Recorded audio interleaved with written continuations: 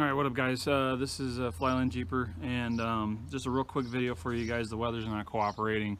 I was going to try and get the gas tank skid and do a couple other projects done, but weather's not cooperating. It's starting to rain. So real quick tip here though with the YJs, if you have leaf spring suspensions, I did a lot of research on this. This is definitely a do-it-your-own risk project. I'm going to say that straight up front. But my YJ rode like a freaking buckboard. I don't know what brand of lift it is. I think it might be, I don't know, but it rode like a buckboard. So it was really horrible to ride on, and I did a lot of research on what to do, you know, removing track bars, not to, sway bars, not to. And then I found something about the people actually loosen the nuts on the shackles for your leaf springs.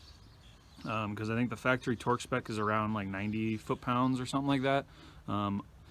Which makes sense, you know, you don't want your leaf springs falling off since that's what holds your suspension on. So, but did some research on it, talked to a couple of guys on the web on some specific YJ forums, and they said that a lot of guys are running their nuts on the shackles at the leaf spring and at the frame down around 30 to 45 foot-pounds.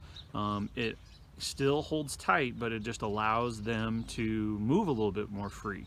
Also, I think what happened is that when the previous owner put on the suspension, they tightened everything down while the vehicle was still in the air.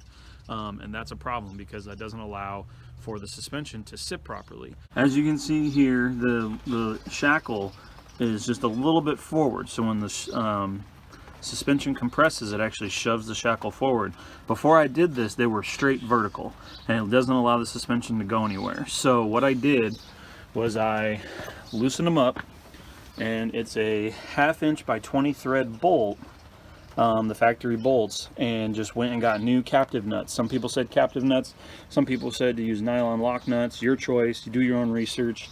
But then I took a paint pen and, well, actually a little touch-up brush, it's not very good, but, and marked the nuts. So you can see, that way I can tell if they move. This one was really bad paint job. It hasn't moved yet, so I'm not worried about it.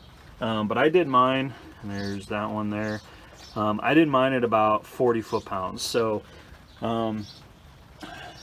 and definitely changed the way that the suspension rides. This thing rides still like a full leaf spring vehicle. Don't get me wrong, it's still a rougher ride compared to modern suspensions, but it is way better than what it was. So I don't have my back hurting when I get out of the vehicle after driving it for 20 minutes. So just so you guys know, you know, that's a tip that, like I said, do your own research. This is definitely a do at your own risk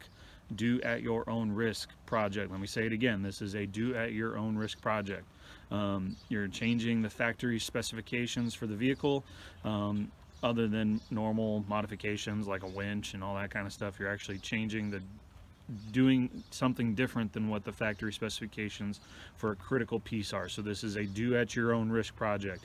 Do your own research, decide if it's something you want to do, and monitor your nuts once you do it, so that you can make sure nothing's happening and nothing's loosening up on you. So hope that helps, guys. It definitely helped with the ride quality of my YJ, made it way better than what it was, and that's about it. So it's starting to rain a little heavier, so we're going to go inside and edit some videos and hopefully give you guys some more content. So if you like what you're seeing, hit that subscribe, hit the like button, the bell, all that good stuff kids say these days, and we'll see you next time on Flyland Jeeper.